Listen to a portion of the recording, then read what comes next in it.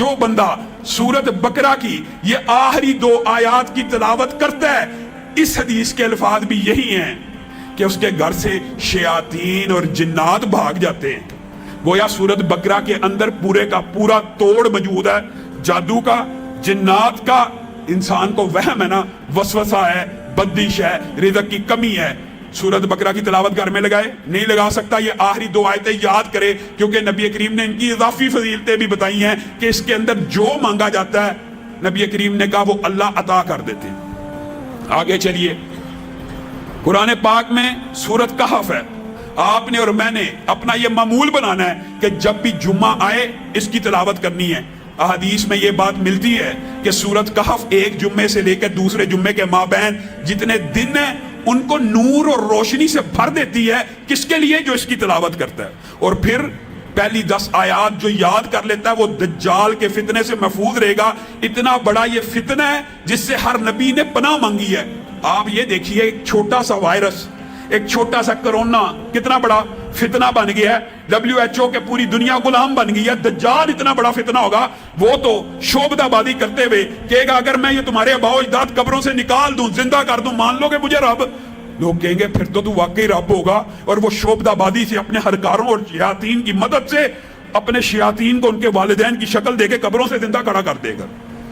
یہ اتنا بڑا فتنہ ہوگا، اور وہی شخص اس کے فتنے سے بچے گا جو سورت کہف کی پہلی 10 آیات پڑھ حفظ کر لے گا نا۔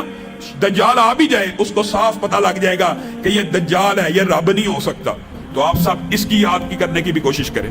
اور جہاں تک تعلق ہے سورت یاسین کا، بعض لوگ یہ سمجھتے ہیں کہ سورت یاسین کی کوئی فضیلت نبی کریم صلی اللہ علیہ وسلم سے مروی نہیں ہے۔ یہ بات درست ہے، ضعیف حدیث ہے، لیکن ایک صحیح سند کے ساتھ سنن دارمی میں عبداللہ ابن عباس کا ذاتی فتویٰ موجود ہے۔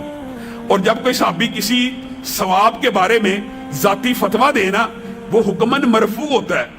اس بات کا کیا مطلب ہے؟ اس بات کا مطلب ہوتا ہے صحابی اپنی طرف سے کسی صورت کی فضیلت اور منقبت بیان نہیں کرتا، اس نے لا محالہ یقینی طور پہ رسول اللہ سے سنی ہوتی ہے، بس وہ اس بات کو رسول اللہ سے منسوب نہیں کر رہا، وہ خود بیان کرنا شروع ہو گیا۔ اس کو جس بھی وجہ سے، اس نے کیا وجہ ہے کہ رسول اللہ کی طرف منسوب نہیں کی، یہ اللہ جانتا ہے۔ لیکن جب عبداللہ ابن عباس کہتے ہیں کہ سورت یاسین صبح پڑھنے والا شام تک اس کی برکات اور اللہ کی برکتوں میں گھر جاتا ہے، اور شام کو پڑھنے والا صبح تک اللہ کی برکتوں میں آ جاتا ہے، تو یہ حدیث، یہ روایت حکماً مرفوع ہو جاتی ہے۔ صحابہ اپنی طرف سے کسی عمل کا فضیلت اور اجر و ثواب نہیں بیان کرتے۔ اسی طرح بعض محدثین نے بیماریوں کے حوالے سے لوگ سوال کرتے ہیں، جو ڈپریشن ہے، جو انگزائٹی ہے، جس بندے کو نیند نہیں آتی، جو بندہ ساری رات بے چین رہتا ہے، اسلاف نے یہ بات بتلائی ہے اس کے لیے بہترین سورت نبا ہے۔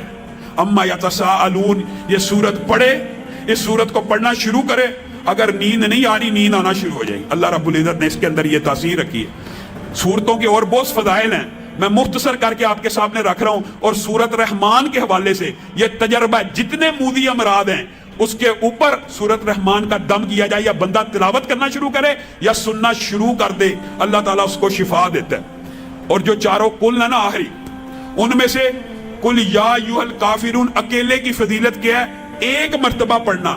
جس طرح قل هو اللہ 3 دفعہ پڑھنے سے پورے قرآن کا ثواب ہے، قل یا ایھا الکافرون 4 مرتبہ پڑھنے سے انسان کو پورے قرآن کا ثواب مل جاتا۔